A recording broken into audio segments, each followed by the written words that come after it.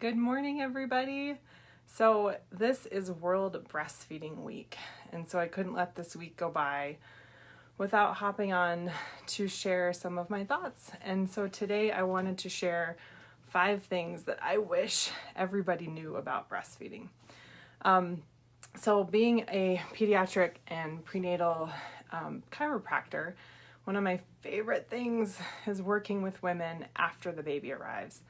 And I have had the opportunity to help so many women in their breastfeeding journey. And I also, my kids are now 10 and 8, but I have such wonderful memories of breastfeeding my babies. I breastfed each of them for about 2.5 years, which was not without challenges, so many challenges, but it can be done. So 5 things I wish everybody knew about breastfeeding.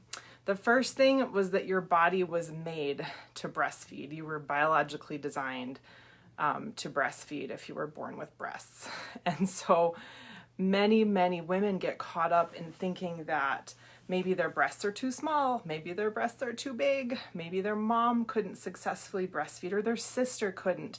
And so they maybe start off their pregnancy thinking that their body, just can't do this. And usually it can. You were designed to breastfeed, actually. The next thing I wish that everybody knew about breastfeeding is it's so much more than just feeding the baby. Breastfeeding is about so much more than just meeting your baby's nutritional needs. Anybody who's breastfed knows what I'm talking about, but breastfeeding is so helpful with bonding with your child. It's so helpful with recovery. You get this amazing rush of hormones through your body every time you breastfeed, which are full of endorphins. Endorphins are those basically happy chemicals that make you happy.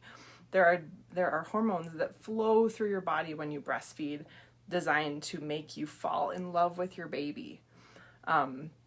And my memories of breastfeeding, it almost evokes a visceral response from me. Like, I remember what it feels like when baby latches on and your milk lets down, because it's this amazing feeling. So it's about so much more than nutrition. The number 3 is breastfeeding often lets you get more sleep when you are a new mom, when you have a new baby.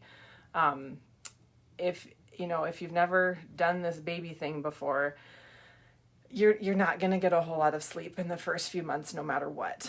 But there's this wonderful thing that happens. I'm also a big proponent of co-sleeping, which means sleeping with your baby, because it's very safe when done correctly, and it's incredibly helpful for the breastfeeding relationship. And basically, it takes a few weeks, maybe a few months to get the hang of it. But at some point, you basically, in the middle of the night, baby just kind of is right next to you, baby roots around, you don't even wake up, but you just turn over, baby latches on, starts nursing, and you both basically fall back to sleep. It's amazing. Versus formula, you're going to be getting up out of bed in the middle of the night, fixing a bottle, lots more steps. So my husband, also a big fan of breastfeeding and co-sleeping, because as that's all happening, he's sleeping through the night. So incidentally, again, co-sleeping can be incredibly beneficial to the breastfeeding mom. It's often a very helpful way of just succeeding at breastfeeding. One of the other keys with breastfeeding is you need lots of skin-to-skin contact. You need baby touching you to get your hormones going, to tell your body, hey, there's a baby here. We need to make some milk to feed this baby. And so co-sleeping was a wonderful way for us to get that closeness, especially as a working mom. Number 4, you cannot overfeed a breastfed baby. The thing about this is we often start off baby's life thinking, okay, I got to feed every 2 to 3 hours, or maybe every 4 hours, which is not a good idea. And I got to get baby on a schedule. That very simple piece of misinformation often sabotages a lot of breastfeeding relationships, because Babies are not designed to feed on a schedule. Breastfeeding actually goes way, way better if you feed when baby is hungry. You feed on demand. Baby looks hungry, you feed them. Again, you can't overfeed a breastfed baby. They're not going to eat if they're not hungry. And your milk supply, typically you'll have a much better establishment of your milk supply if you feed on demand. So baby looks hungry, you feed them. That's kind of challenging to today's society because we like to measure things. We like to know exactly what baby is getting. And that's, if you're giving a bottle of milk to a baby, you can tell, oh, we got exactly 3 ounces, that kind of a thing. Breastfeeding is about letting go of control and trust. You'll know that your baby is getting enough milk if they are gaining weight on a nice curve like they should be, and if they're having plenty of wet and poopy diapers. That's how you know. You can't measure how much milk comes out of your breast. And I get that challenge as a fairly type A person who likes to, be in control and know things. I mean, motherhood was a very good lesson for me in letting go, but breastfeeding especially was a really good lesson for me to just trust, to feed the baby and enjoy my baby, and trust that they were getting what they needed. Number 5, the last one, is that there is a lot of number 5 of the things I wish people knew about breastfeeding. There's a lot of bad information out there.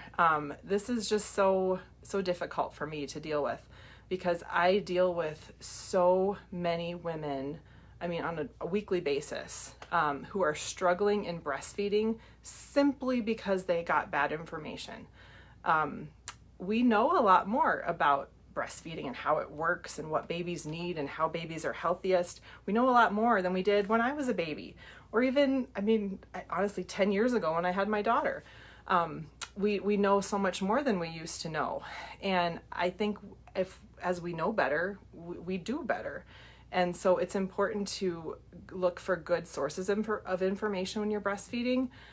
Maybe not listen to somebody who hasn't breastfed in 50 years, for instance. And I want to add a caveat that there are so many wonderful older women who have so much good wisdom about breastfeeding. But here's some of the worst advice I've heard women get. For starters, some babies are given a bottle of formula in the hospital without the mom's consent sometimes, which makes me very mad. One bottle of formula, sometimes not a big deal. One bottle of formula sometimes is a big deal. Baby sometimes can start to prefer to latch onto the bottle because breastfeeding is more work than bottle feeding for many good reasons. The scheduling thing, that's one of the worst pieces of advice that so many people get. Many well-meaning people will ask you, oh, is your baby sleeping through the night yet? And then you're like, no. And then it makes you think, am I doing something wrong? Because my baby is definitely not sleeping through the night. And so that's a complete misnomer. Babies, my children did not sleep through the night till they were 2. And every baby is different, but that's very normal. Breast milk is designed to be digested rather quickly. And so babies have to feed frequently. And breastfeeding at night is a good thing. Babies were biologically designed to wake up frequently through the night, which helps prevent things like SIDS, so that we know that baby is still breathing and things like that. So anyway, that's number 5. Is there's a lot of bad information out there. So I tell moms to trust their gut for starters. When you're a new mom, it's very, very hard to trust that you know what's right for your baby because you're brand new at this. I remember this so very vividly. But I coach moms to really just to go within themselves and know that they know what's right for their baby deep within themselves. And so take in all the information that you can get, hopefully not too much, but then you sort through that information and you know what's right for your baby. My favorite, so when we're talking about good sources of information for breastfeeding, this is my favorite book, The Womanly Art of Breastfeeding. If everybody could just read the chapter in here that's designed to read while you're pregnant, before baby arrives, I think our breastfeeding success rates would go up in this country. This talks about what's normal. This will teach you what to expect This is the very latest. I hope this is the latest edition. They might have a new one by now. But this book has not only been around for like 30 years, but it's been updated and revised with the latest information. Again, it's a little thick, but you don't have to read the whole thing. You just read one chapter at a time as your baby grows. And it has La Leche League International is a great organization that stays up to date on the very latest research in breastfeeding and lactation. And so they're a trusted resource. I'll post a couple of other links. One I'm always giving out to my patients just constantly is called Kelly Mom, KELLYMOM. KellyMom.com is also a source of research-based, trusted breastfeeding information. And so reach out for good sources. So again, those are my 5 favorite, the things I wish that all people knew about breastfeeding. It's my great joy as a pediatric and prenatal chiropractor to work with women and help them succeed in their breastfeeding goals. Whether sometimes it's about giving baby a gentle adjustment after birth to relieve tension and allow that baby to not be so fussy and to nurse better. Sometimes it's about talking with a mom and walking her through some challenges that she's dealing with. But I am really, I get such great joy from being a source of information and encouragement. And so I would just love to, if you would drop a comment with your things that you wish people knew about breastfeeding, or maybe a favorite memory or piece of advice, that would be so wonderful. I wish you all a wonderful World Breastfeeding Week. Thanks, everybody.